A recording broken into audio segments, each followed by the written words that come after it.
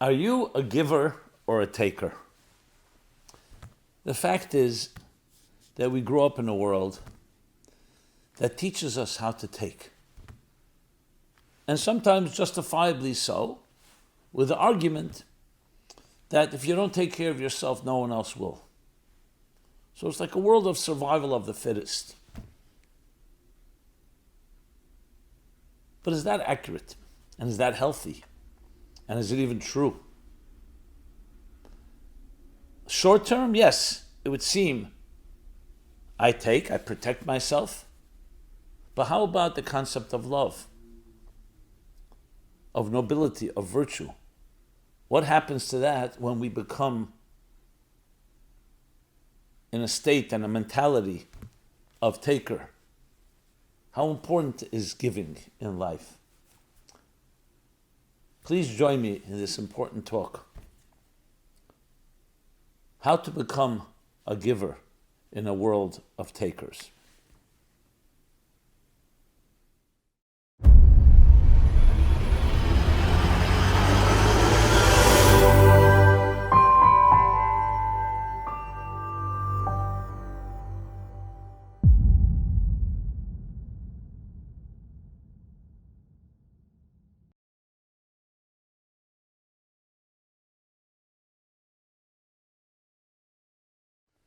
Hi, this is Simon Jacobson, and we will be speaking about how to become a giver in a world of takers.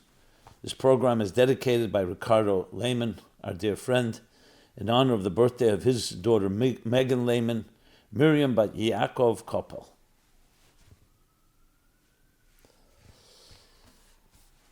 So, maybe the most important opening question is, are you a giver or a taker? How would you categorize yourself? The fact is, whether we like it or not, by default we're born into a world where a big primary focus, even though it may not be stated explicitly, is to learn how to be a taker. With the argument that some may feel is even justifiable, that we live in the survival of the fittest. If you don't take care of yourself, no one else will take care of you.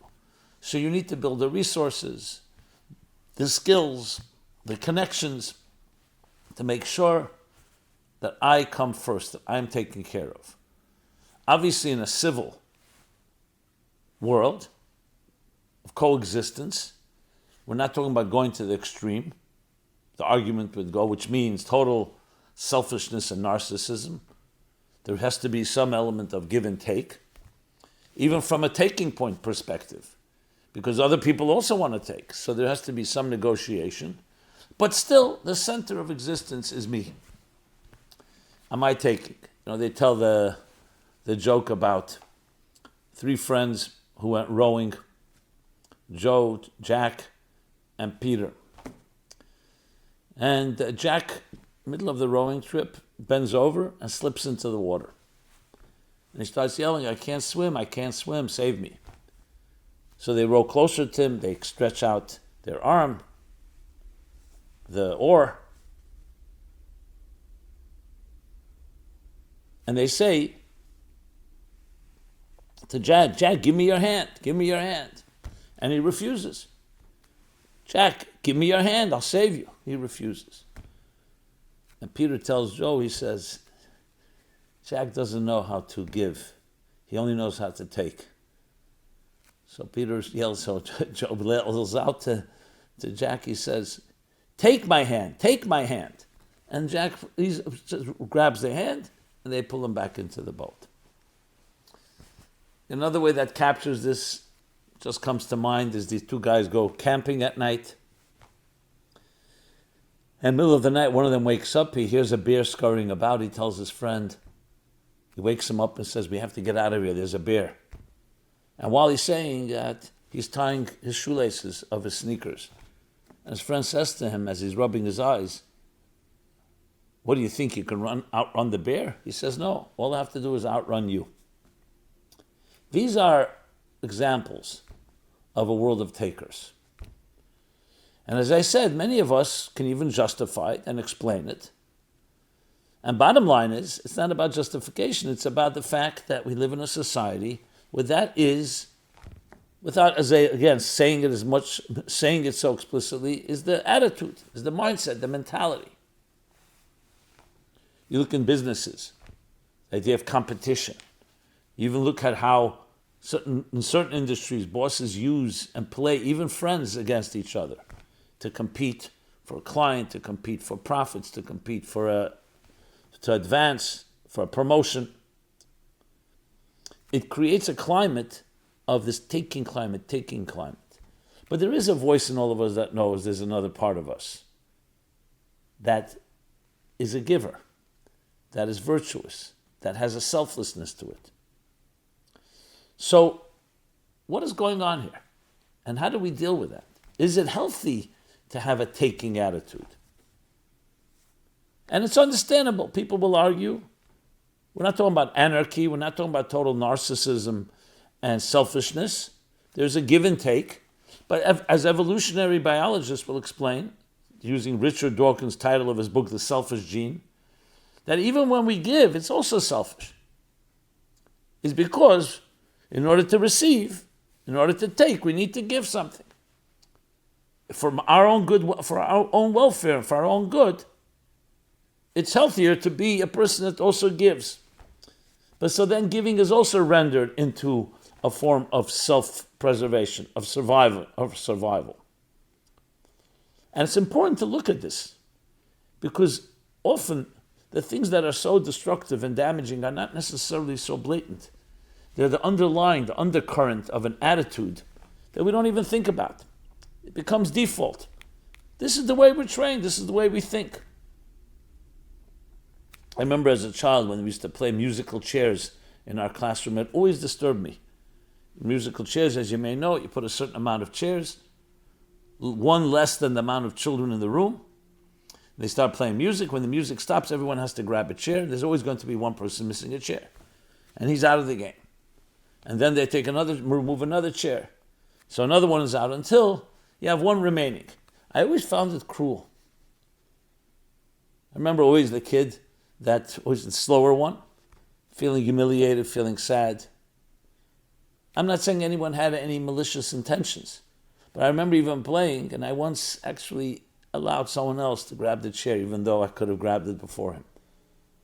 I just felt, and then one is left, the one. Now you could say it's just a game. Competition, listen, every sport has winners and losers. I'm not suggesting we have to sometimes learn how to lose as well, and that helps us excel. But there's also an element that almost plants a certain idea that of dominance, of winning at the expense of another. And what needs to be taught is the opposite, that even when you win, it's really for everybody, which we'll discuss shortly. So we do live in a climate and a mentality, a taking mentality. Now again, you'll say, well, because everybody else is selfish. If everybody was selfless, I'd also be selfless. Like I remember years ago, I thought of an idea. I called it the Global Day of Goodness. Let's declare one day of goodness that everyone is good and kind, is giving. Ask criminals to take a day off. One day off. Everybody should just be giving. No one behaves selfishly on one day. Just one day. Let's see how it works. And I remember asking a few people, would you go along? Yeah, of course. If everybody did it, of course I would. So why not? Why wouldn't you do it? Well, I'd be standing near the door to see who's running to the cookie jar first, because I don't trust others. And if they're running, I'll also run. But if you can guarantee that no one's going to run to the cookie jar, no one's going to break the rule, and everyone's giving, we could all cooperate with that. An interesting take. So this becomes like the blind leading the blind, a vicious cycle. It's like when the media says, and they're blamed for giving us such low common denominators, such a trashy or a very low quality program, they say that's what people want. And the people say, that's not what we want, that's what they're giving us. And you don't know who's to blame. And the advertisers just follow wherever the people are watching. So obviously if you're going to give people things that are titillation and low quality type of entertainment, That may feed into their lowest, so-called, to our ugliest part of our personalities. The point here is not to blame. The point is to take control of your life. To take control of your life means looking at what are givens, what are the axioms, what are the so-called things you take for granted, and realize they're not always accurate. And even if we have loving parents and we have good educators and we have good friends and peers, you still have to look at this point, because this point is really lies at the heart of so much. It lies at the heart of relationships. When you go into a relationship, are you a giver or a taker? Do you feel it's all about you? And yes, you'll give something in order to get in return. We all understand where that goes. Imagine both parties are that way. So as long as it's mutually acceptable, basically mutual selfishness, so to speak, it works. But what happens the day it doesn't work? What happens when you feel you can get something from someone else more than from your spouse? And the same thing is trust in friendships and trust at work. It touches at the heart of every aspect of our lives. Now it's interesting. We began our lives 9 months in our mother's womb. We were only receiving, I should say, because that's a natural state. It wasn't grabbing and taking. We're being completely nurtured, protected, fed, sustained by our mothers. Our mothers, on the other hand, are in a process of almost complete giving. Imagine having someone occupy your entire being for 9 months. Not just giving someone a little corner in your house, but your whole being, everything about you is changed. I remember once a little girl saying to her pregnant mother, saying, "Mommy, how do you have room inside you for someone else?" I thought about it. Men usually don't have room for someone even outside of themselves, let alone inside themselves. So it's a biological thing, obviously, but there's also a temperament, a personality, and perhaps the feminine mystique includes that ability to contain another, which includes a certain selflessness, because you have to be a giver whether you like it or not. And the same thing, healthy parents, especially in early stages of children's lives, are giving. Yes, of course you have tremendous joy seeing your little baby giggle and seeing your baby happy. So you could say there's a certain selfishness, and also you see them as an extension of yourself. But we also know parents can also be very selfish and can actually hurt their children and can be annoyed, can be aggravated by children. So you see these issues of giving and taking go back to the earliest stages of our lives, long before we're conscious and aware of it, long before our memories. It's embedded in our very being. So the real question has to be asked, who are we? Who are you? Are you fundamentally a giver, or are you fundamentally a taker? And the fact that you may have become a taker may not be who you are. That may be a survival tool. You've learned that. You've acquired those skills. So this takes us back to the very essence of who we are, and that's why it's so valuable and precious to address this, because it's really about understanding yourself. Now, of course, if you go intellectually and philosophically, you can make an argument both ways. You can make an argument that taking survival of the fittest, we see in history, we see how people have behaved. But you can also, in ways that are very selfish, and push comes to shove, people can turn into something that we never would want to imagine. You hear stories, horror stories, avalanches, hunger, torture, how people turn on each other, even on people they deeply love, for their own survival. If you're really under such duress, under such circumstances, what would you do? Were you dying from hunger and your body is impossible to take it? Would you turn to cannibalism, which we have documentation of? Normal, regular people. Because hunger can drive you mad. You could find excuses. But you say to yourself, me, I would never do that. Now, cannibalism doesn't mean you just go kill someone. You find the weaker one, you find ways, justifications. So strong arguments can be made that when people push comes to shove, the Freudian id emerges, and it's all about me, and nothing else matters. Yes, in regular circumstances, or as Warren Buffett puts it, you don't know who's been swimming naked until the tide is out. So in regular circumstances where the tide is in, we all behave. We have a certain normal behavior, give and take, relationships, coexistence. But under dire circumstances, who knows? So a strong argument can be made for that.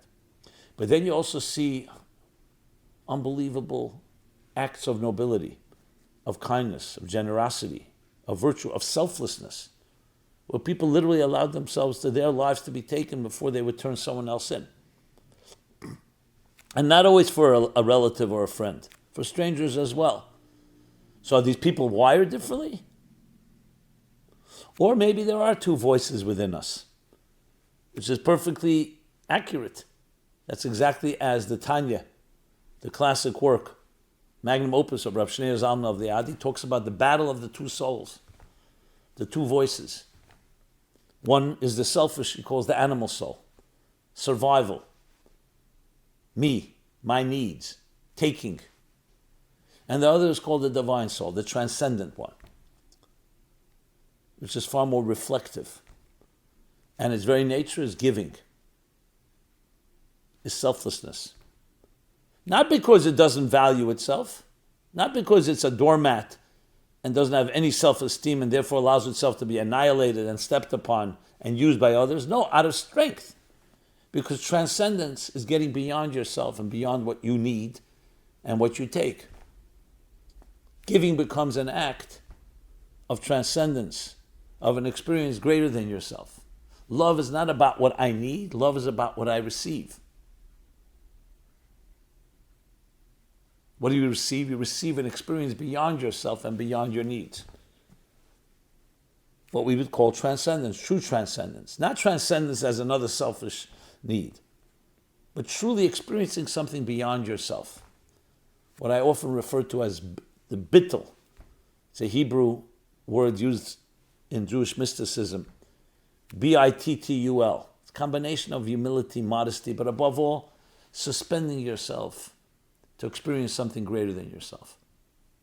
It's a form of commitment, of devotion. And of course, the argument can be made that that's our natural self. The answer is we do have both voices. But what lies at the heart and the heart of hearts? I'm not here to prove it, even though there are arguments and proofs for it, because I go by what I would like to call experiential proof. Not logical, not mathematical, not empirical, but experience, the resonating truths that we relate to.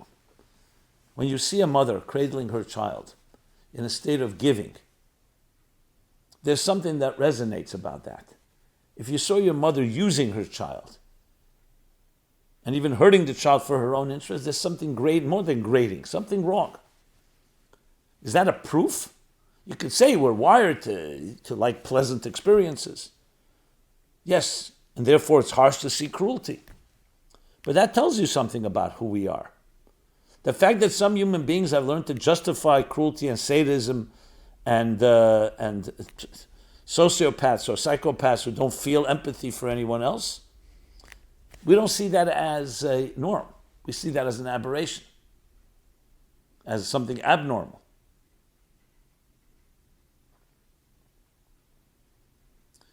So, without getting into the argument of it, the point to make is that I'm going with that approach, that giving is our natural self.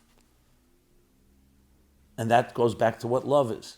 Is love a selfish experience or love is a selfless experience? There's no doubt that love gives us much and we can receive much from it. But love is even more so when you give. I remember a couple coming to see me. They were having, over the years, different issues, their domestic issues and problems. They were already considering breaking apart. They had come to some of my classes and wanted to hear my opinion. And it looked like they were already at the end of the line in their mind.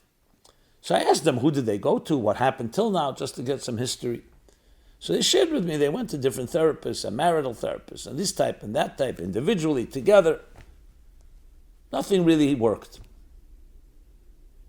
And I said, nothing? That anything resonate, that anyone suggests something that worked even for a short period of time? I just, again, wanted to get a sense of what happened and also who they are. They said, yeah, there was one therapist one very wise woman. And she made us list,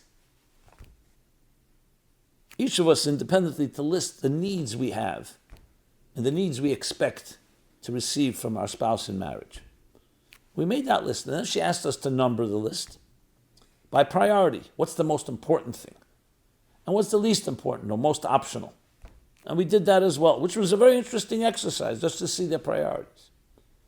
And then she asked us to make another list of what we think we're giving, so to speak. How are we responding? And then they showed each other's lists. And here too, to see how much do you think you're actually fulfilling the need of your partner. And the discrepancies were quite glaring. Like the number one important need for the woman, for the wife, was not that important for the husband. And he never realized how important it is to her. Or maybe he realized and didn't act on it. So this, she said, really helped us understand each other. And we had these lists. We went back home. I remember putting my list on the refrigerator and on a desk. My husband put it in his office. And we would look at these lists all the time.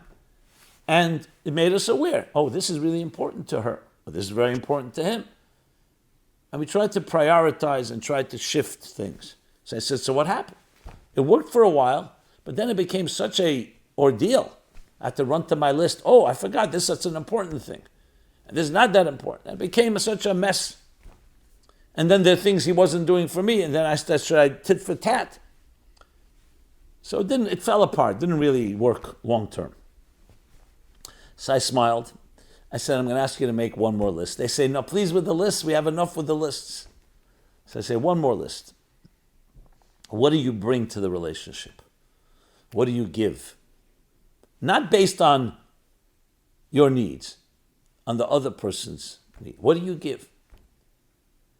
And it was interesting because such a shift, that was never something that was on their mind. Their mind was, how much am I prioritizing my spouse's needs? Which of course is also focuses on giving. But the point was, it wasn't the giving, it was about satisfying. And here, the point is put the focus on yourself. Be a giver. It's a beautiful concept that I once heard, and I use it a lot in my talks and presentations, that there are 3 levels of love and commitment. One is, you love somebody, they ask you to do something. So even if you're not comfortable or it's not convenient, you do it anyway. Number 2, they don't ask, but they allude to it. They hint to it. So you don't make believe you didn't hear. You do it as well, even if it's inconvenient. It's a deeper level of love. You don't have to wait to be asked. And then there's the third, the deepest level. You're not asked, not even alluded to. You anticipate, what would my beloved enjoy? And they're not expecting it. And they're not waiting for it. They didn't ask for it, and you do it. It's like a surprise, spontaneous. That's the deepest level, because it's not based on a request and it's not based on a need. And that's the deepest love because it's coming from that part of yourself. And indeed, the way the mystics explain it, that when you give, in a way you're giving yourself even more than you give to the person who's receiving. Not selfishly. Why? When you exercise, for example, you run, you walk, you exercise different muscles or different parts of your body. So today you can run a mile, tomorrow, next week, 2 miles, 3 miles. You can throw an object 100 feet, 200 feet. What are you doing? You're conditioning, exercising your muscles. And what's happening in return? They produce more. They're able to be more flexible. They're able to yield more. The same thing is with our spiritual muscles. We have within ourselves, our soul, our psyche is made up of parts. It's not physical parts. And one of them is called love. Some of you are familiar with my book, The Spiritual Guide to Counting the Omer, the 49 days which we just concluded. Talk about the 7 emotions, 7 times 7. So love is the first one. What's love? Giving. When you give, it's not just satisfying that obligation or that sense of responsibility that when you have more, you should share with another. That's an obvious thing. You're also exercising a muscle. You're exercising a spiritual, emotional attribute. and faculty within yourself. It's called chesed. That's your muscle. And when you exercise it, you become healthier. It's like exhaling and inhaling. So you think inhaling is taking. But if you don't exhale, you're not going to have a healthy balance. You won't be able to survive, frankly. So the same thing is giving is a form of expression that allows you to be yourself and actually build your confidence. I would even submit that the people who find it hardest to give are the most insecure people, because they feel if they give, I'll have less. True givers are so secure. I can give, I don't feel less, I feel more actually. Physically, yes, if you give someone half of your food, half of your money, you have less. But spiritually, as I said, psychologically and emotionally, you receive a lot more. So it's a whole other take on how we look, no pun intended, another take on how we look at taking and giving. So it's really about you discovering yourself. When you know who you are well and you're confident, it's very easy to give. It's when you don't know who you are, so you're always scrambling to look, who am I? And if I give away whatever I have, maybe I'll be less. So how do you become a giver in a world of takers? First is understanding who you are and having the confidence, knowing that this is your mission. And when you do that, you become the ultimate giver, and the ultimate giver is the healthiest person. Because it's coming from within, you're living from inside out. Now, of course, there are times and there are situations where we need to receive, where, like I mentioned before, young children, babies in their mother's womb. That's what trains them. They learn what it means to give. They're not just receiving and taking. That's their state, because at that point they're vulnerable and need someone to nurture. They need to be sustained.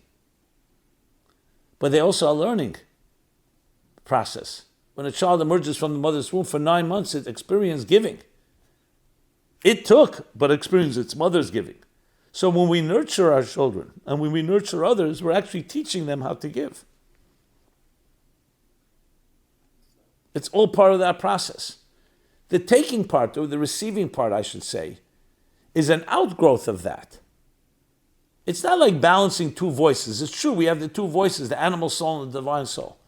But it's ultimately understanding that we're fundamentally meant to be creators, initiators, generators, proactive. You tell me, who's the healthier person? A person who's always reacting to others? Or in another way of saying taking, meaning learning and taking from others? Or someone who knows how to lead and be proactive and generate, initiate. Initiate means you're not looking around you and seeing what others are doing. You're looking inside yourself and initiating. That's a form of giving. And that builds that confidence. In dealing with any individual who's growing and struggling, we all have our challenges. I always look for the first thing in them. Let's find a strength, something you can share with someone else. Piece of wisdom, experience, and feeling, empathy. Anything that you have that you can give to another. And encourage the person to give. I can tell you it's always works magic. Because besides the fact that you're actually helping others, what does it do to you? It starts building your confidence. Start building, hey, you know what? I've helped someone. And we're not talking about getting credit or reward. It's just a sense that you matter, you're valuable, and you've helped somebody. It's the first step in any healing. It's to learn to serve. You're here not to take, you're here to give. Now for some that's terrifying. What do you mean? I have my needs. I need enough money. I need my luxuries. I need my whatever necessities and luxuries. I have to provide for my family. That's all fine and good. That's called surviving, even if it's in a prosperous way. But what's the purpose of why you were sent here? To survive? To just make it? To play defense?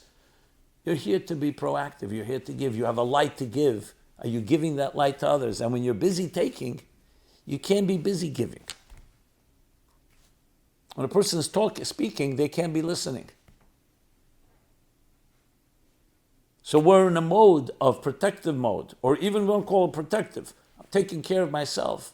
At the end of the day, that's somewhat of a defensive stance, based on a world of survival of the fittest, where we see dog eats dog and we see how people treat each other. But that's not your destiny, and you're not trapped by that. You have the full right and ability to pull yourself out of it.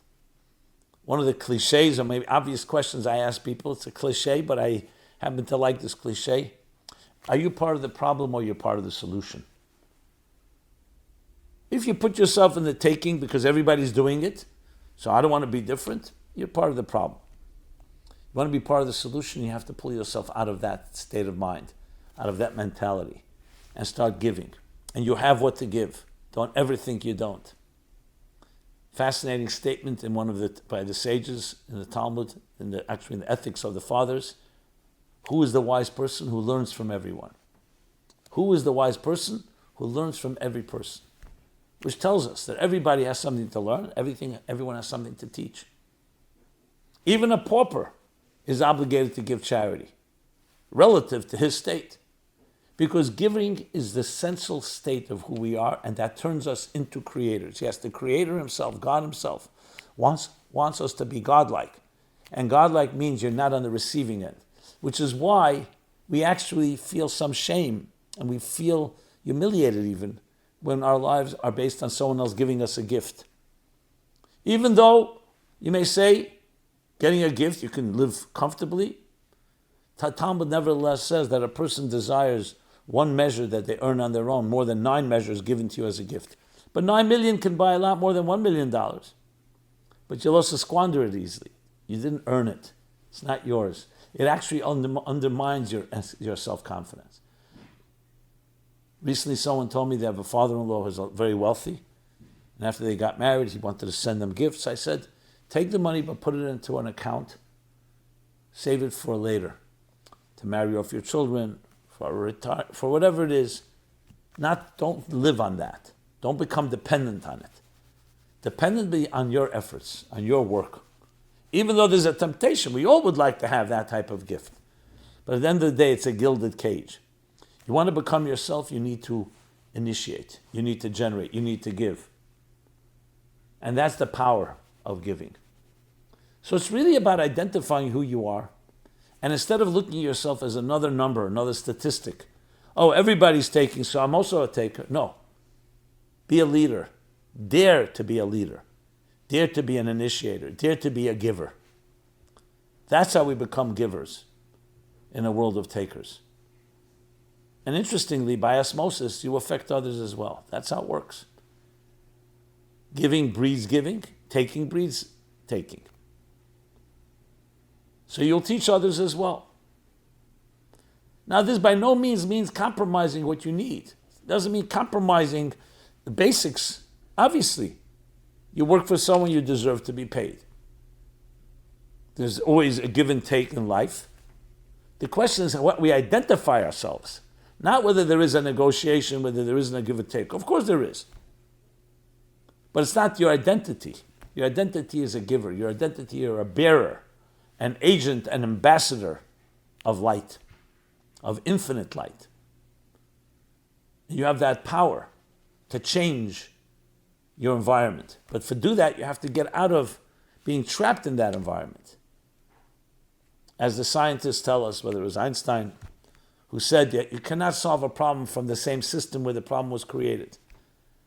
In the world of takers, you're not going to solve the problem through taking. You're going to solve the problem through giving, through going outside of the system, out of the box, and beyond, and saying, I'm going to bring a new light into this picture. And that's a fundamental shift of consciousness. It's a paradigm shift of how to think about yourself and how to think about your life. And when you do so, everything changes. You're not less happy. You become free from the need to be taking. And you become emancipated, the freedom of giving. Imagine a world where we have that Not just that capacity, but we actualize it and affect so many of us. That's the purpose. And that leads me to conclude that this is the mission of the Meaningful Life Center. This has been Simon Jacobson of the Meaningful Life Center.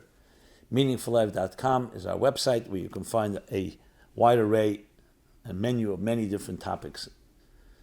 Please check it out. Please subscribe to our growing YouTube channel. Share with others. Love to hear your feedback, thoughts, comments, questions, suggestions. Be blessed. Allow yourself to shine. In the words of Oliver Wendell Holmes in that tragic poem, The Voiceless, alas to those that die with their song still inside them. No, sing your song. Give your melody. Give your music to everyone that you can reach. And you'll be enriched many, many times over. Be blessed. Thank you so much. This program is brought to you by the Meaningful Life Center. Please help us continue our programs. Make even a small contribution at meaningfullife.com/donate.